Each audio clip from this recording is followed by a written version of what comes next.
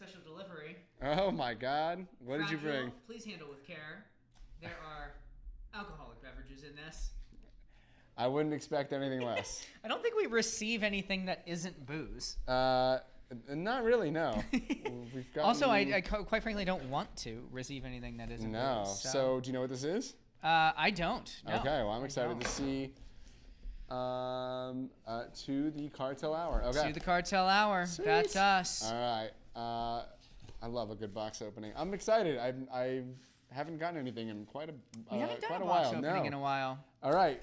We've got some medium, not tiny bottles, which is nice. I can't read it. This is enough to actually drink, which is good. Oh, I can read it. Okay. Now, are you caught up with what Barrel is doing? I've heard just a little bit about what they're doing, but I don't know the latest on what. All right. It's called Stellum. Stellum. Yeah. Stellum. This is the bourbon whiskey from Stellum. Cask strength, tax paid sample, not for resale. You can't buy this, friends. There you go. And I can see through this one. It's green, which means it is rye. Rye. So a bourbon and a rye. Anything else? I don't know. See what's in there. Lots of packing peanuts. Nope. Distilled in Indiana. Nothing else. That's it. That's all she wrote. All right. I'll take that. Yep. Okay, we've got Stellum Bourbon and Stellum Rye. Let's open. Yeah, I want to try them. You want to try them? Yeah. All right. Get some Let's do it. glasses. Let's do it. Let me grab this. Which one do you want to try first? Let's do the bourbon first. The bourbon first? Bourbon first. This one's 114.98, so 115. Great. Yeah. Okay, so we know that these guys are it's affiliated with Barrel, but what do you know the story here? It's made at Barrel. At Barrel. This is something they're launching. I think it's a lower price point, like in the sub $60. I think is generally where they're going for. Okay. It's distilled in KY, Tennessee, and Indiana, so probably Dickel, probably MGP, and probably, well, definitely Dickel and definitely MGP. Well, those guys also like Dickel. They like MGP in their blends typically, and they know how to select the best stuff from them too. Which is great. Kentucky piece is kind of more of a. Let me pour it for you. Sure, thank you. The Kentucky piece is always a little more of a gamble or an unknown, I guess. Right. We don't always know where they're coming from. So let's give that a minute. And actually, I'm going to pour this other one while that one breathes a minute. Because these are high proof. I want that little alcohol vapor to kind of. Black tape on it. Yeah, it's electrical tape. Which, it works. Did you use a knife? No, I didn't. You want to grab it? You always got to find the seam. You got to find the seam. I've opened enough of these black tape bottle samples to have figured out. So we used to do the black tape when we were sending samples for Broken Barrel, but we just kind of we've graduated. What is it for? Is it so it's like tamper resistant? Yeah, but you can also do we have a plastic shrink seal that we do for ours. Now this one is 116.24. So and this is all Indiana. And this is distilled in Indiana. Yeah. So my guess, point blank, is a 95.5 rye from MGP. Okay. At cask strength. Fair enough. I'm looking forward to see if they do that or a little bit more non-traditional. But the other question that comes to mind is: are we talking about a blend of age statements, or are we just going? These don't say single barrel on them. They don't.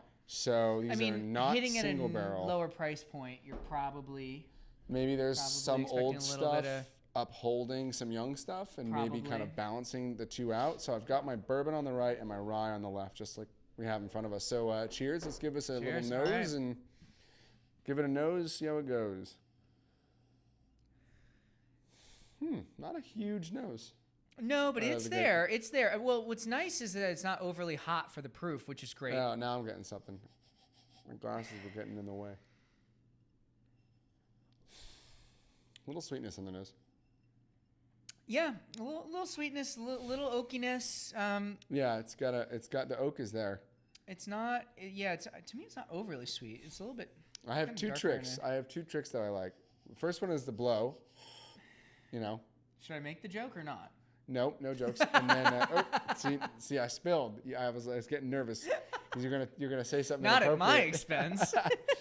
Okay, and the other one is the suck. God. No jokes. You can actually literally breathe the vapors out, and it gives you a better nose right afterwards. See, I'm already getting more. I'm getting orange now. A little orange. A little clove. It's a little kind of a little bit of kind of like puffy vanilla pastry, a little kind of little frosting-y. Well, let's be about it. Let's get in there. Yeah, there is orange, a little cardamom, a little spice.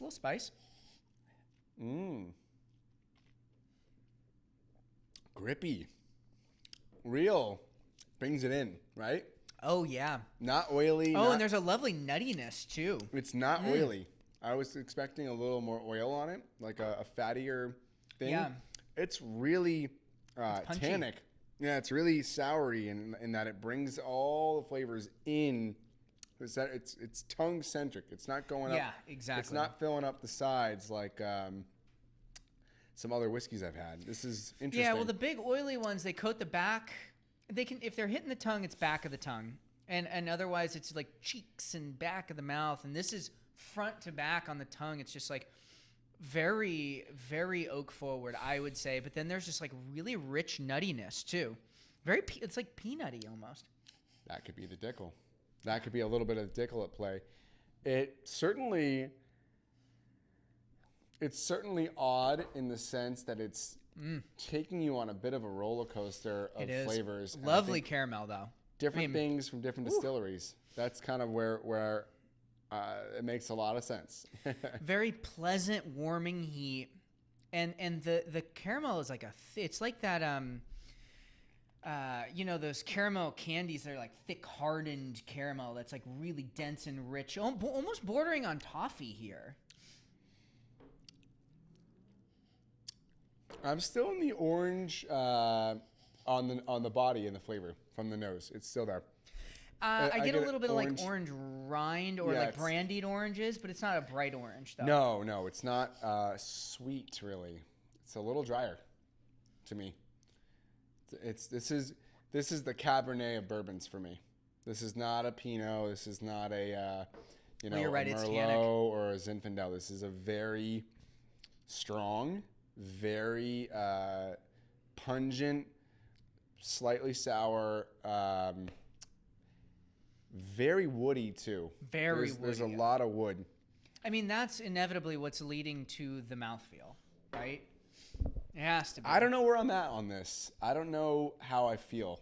I may need to spend more time and have a proper glass. Try it with water. Try it with ice. But I have a little water here. I may do that. I very much like it. I have to say, really? And I'm not. I'm guessing at the price point, right? But no. I'm pretty sure it's in the 50 to 70 range for this. To be fair, though, 50 and 70 have very different competitors. Correct. At either of those two price points. At 50, I would be extremely happy with this.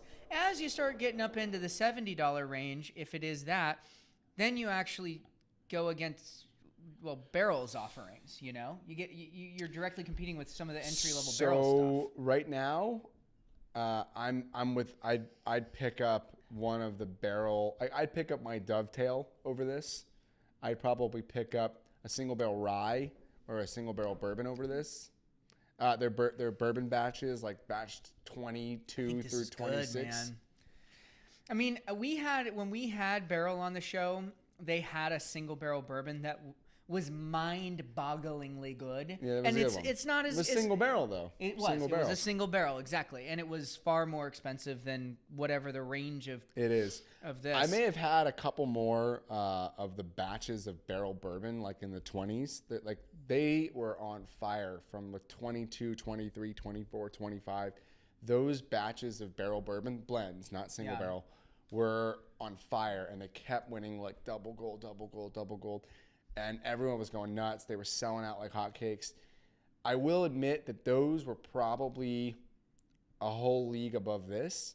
But I think this is playing to a less expensive price competitor on the shelf. This is going after more of like Knob Creek 120. Yes. Or Maker's Mark Cask Strength, which is now Elijah Craig's barrel proof stuff. Yeah, well that's about 65 at the lowest. Really? 60, 65? I've never seen it under that.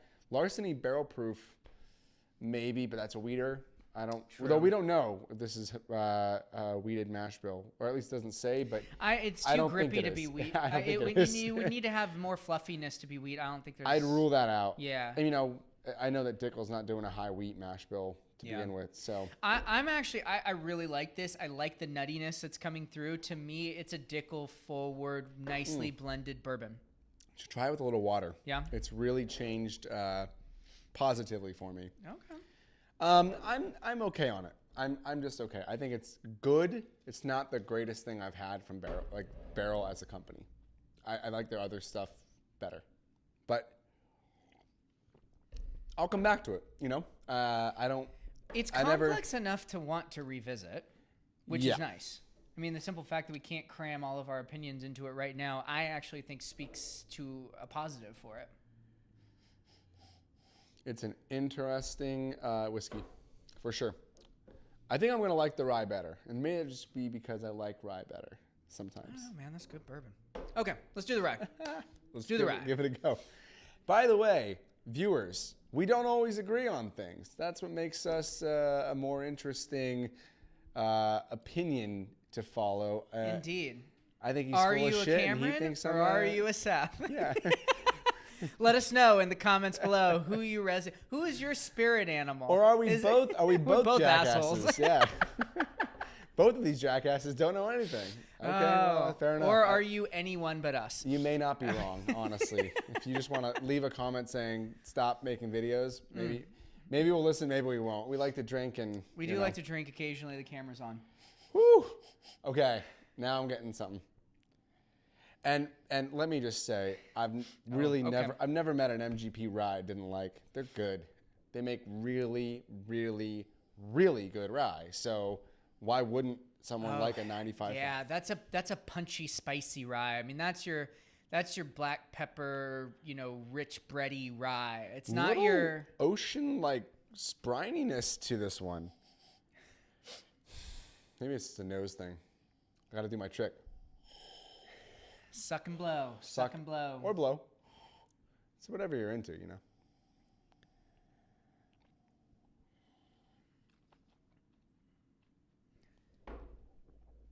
And there's your creaminess. There's your mouthfeel. There's all the things that kind of go into the sides. It's not bringing it in. This is pushing out. This in my mouth kind of makes waves out to the sides. I feel it down here a little bit. I do. It hits. You're totally right. It hits in a very different part of the mouth. First sip was a little hot, though. It's hot. I mean, it's high. It's 116 points. Yeah, but the last one was, basically the same. Roughly, yep. Roughly the same, and that was smooth. Very, very smooth. From a heat standpoint. I'll take hot and good over smooth and fine any day, because I can bring it down. I had a water gun. It's over there. I'm not gonna reach over and knock things over, but yeah, I may not need the water. I like this. Reminds me a little bit, honestly, of Whistle Pig. I'm thinking Whistle Pig 10. Reminds me of that. I know that's a blend of Canadian, but the problem is I know at least a handful of ryes off the top of my head that I like better than this. I think we're both being contrarians today. Wait. Well, if he likes it, I don't. No, because you know me. I like rye. I'm a huge Willet for your rye fan. I do like the Whistle Pig offerings. I'm in love with the Michter's rye that they put out, and I have quite liked Barrel's rye. Different than those. This is different than this is not like the Willet rye to me. This is a lot more like Piggyback, the 6-year that they did out of Whistle Pig.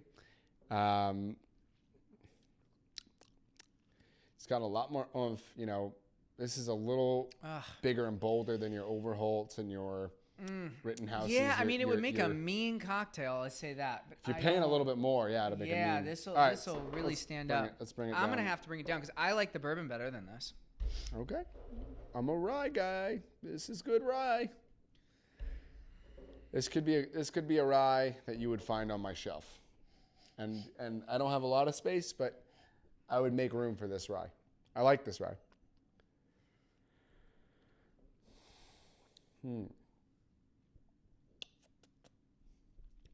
Well, the heat's been toned down, but now I don't get the punchy spiciness. But I do get the creamy It's become creamier. graininess. There's a graininess to it. There's an aftertaste here that's really lingering. This has a much longer finish for me than the bourbon did. I would agree with that.